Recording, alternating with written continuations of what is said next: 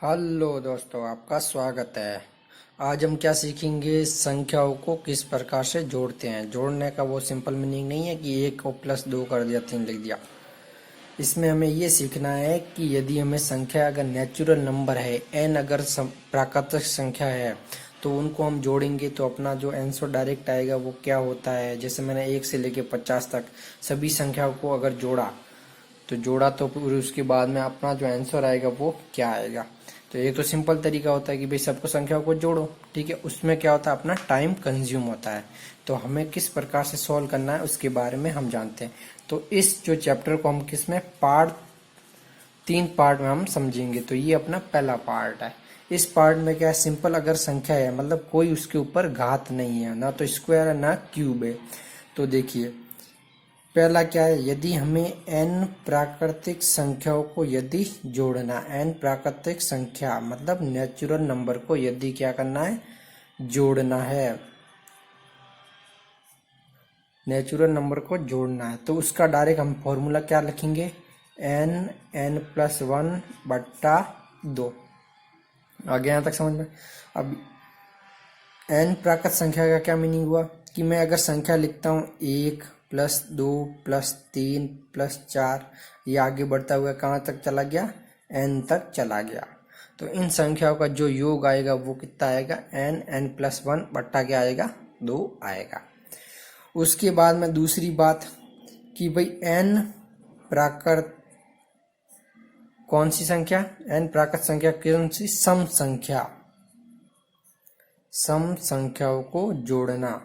अगर इनको अपन जोड़ते हैं तो जो अपना आंसर आएगा वो क्या आएगा, n+1 क्या आएगा, n+1 आएगा।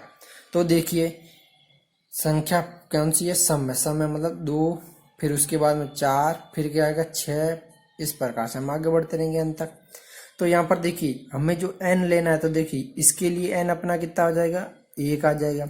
इसके लिए n कितना आ जाएगा, 2 आएगा। इसके लिए n कितना आएगा, 3 आएगा। तो ये हमें यूज करना है कहाँ पर, इस फॉर्मूले में। तो यहाँ पर यदि कुछ और संख्या दे रखी होती तो ये जो संख्या लिखी थी वो n नहीं होता है। n कौन सा होता है, जो कितने नंबर की वो संख्या है। तो जो टर्म होती है उसको हम क्या बोलते हैं, n बोलते हैं। तो ये जो पहले लिखा हुआ वो पहली है, तो n कितना आ जाएगा, 1। ये दूसरी के लिए 2, फिर तीसरी के लिए 3, चौथी के लिए 4। इस प्रकार से हम आगे बढ़ेंगे। आगे यहाँ तक समझ में। उसके बाद में जो अपना तीसरा है वो किसके लिए है, n विषम संख्या, n विषम प्राकृतिक संख्या, प्राकृतिक संख्या मतलब n नेचुरल नंबर। उसके लिए जो फॉर्मूला आएगा उसको क्या करेंगे अपन, जोड़ना, मतलब उन सबको जोड़ेंगे तो अपना आंसर क्या आएगा। तो उसका अपन डायरेक्ट याद रखना है क्या, n² होता है। कैसे विषम का बोले तो 1 जिसमें 2 का भाग नहीं जाता, 1, 3, फिर कितना आएगा 5, फिर कितना आएगा 7। इस प्रकार से हम आगे बढ़ते रहेंगे। तो इस संख्या के लिए अपना, इसके लिए n कितना आएगा 1, इसके लिए n क्या होगा, 2 होगा, इसके लिए n बराबर 3 होगा। तो इस प्रकार से हम कहाँ तक जाएंगे, n तक जाएंगे। तो उसका जो सबको जोड़ेंगे तो अपना उत्तर कितना आ जाएगा, n² आएगा।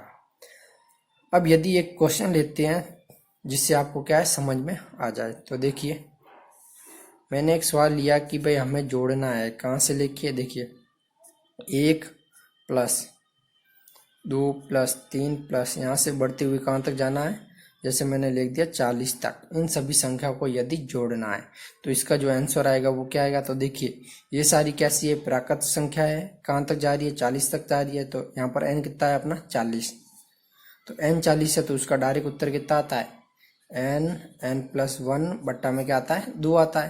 तो n की जगह मैंने लिख दिया 40, यहाँ पर कितना आएगा 40 और 1 कितना होता है 41 बट्टा क्या आ जाएगा 2। 2 से ये कट जाएगा अपना कितनी बार, 20 बार। तो यहाँ पर उत्तर क्या आ जाएगा, 20 × 41।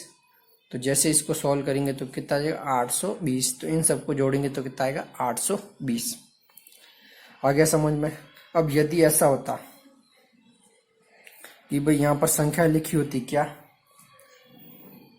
1+3+5+7+ इस प्रकार से हम बढ़ते रह रहे हैं, कहाँ तक जा रहे हैं, जैसे मैंने मान लिया कहाँ तक, 39 तक जा रहे हैं। तो इसका जो योग आएगा वो कितना आएगा, n² आएगा, ठीक है, क्योंकि ये सारी कैसी है, विषम है। तो यहाँ पर जो ये n है वो कौन कितना नंबर है, तो देखिए एक ये पहला, ये दूसरा, ये तीसरा और ये चौथा।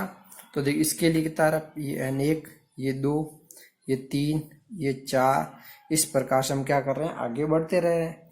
तो ये जो अपना n आ रहा है वो कौन सा आ रहा है, तो उसके लिए हम कैसे चेक करेंगे, हम जानते हैं ए एन बराबर क्या होता है, ए प्लस एन माइनस 1 इंटू क्या आ जाएगा अपना डी।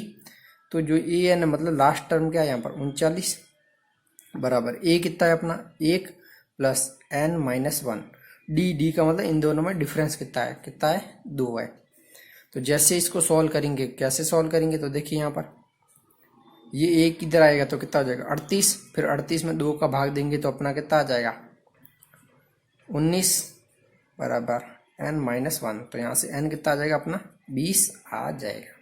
तो सिंपल सा 20 का स्क्वायर कितना होता है, n का स्क्वायर इसका उत्तर होता है, 20 का स्क्वायर कितना होता है 400। तो इस प्रकार से हम क्या करेंगे, सॉल्व करेंगे। जो ये फॉर्मूला था ये कहाँ से आया, अपना समांतर श्रेणी से।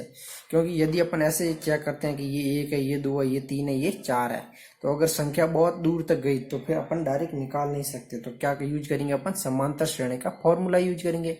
इस फॉर्मूले में क्या था, ए एन का मतलब जो लास्ट पद है वो, ए का मतलब जो प्रारंभिक पद है, और डी मतलब इन दोनों के बीच में अंतर, पहली और दूसरी के बीच में अंतर, तो वो क्या आ जाएगा अपना डी आ जाएगा। और एन क्या है, कौन सा पद है। तो ये फॉर्मूला यूज करके हम क्या निकाल लेंगे, एन निकाल लेंगे। तो इस प्रकार से हम क्या करेंगे, सॉल्व करेंगे। तो ये अपना पहला पार्ट था जो आई होप आप सभी को समझ में आया होगा।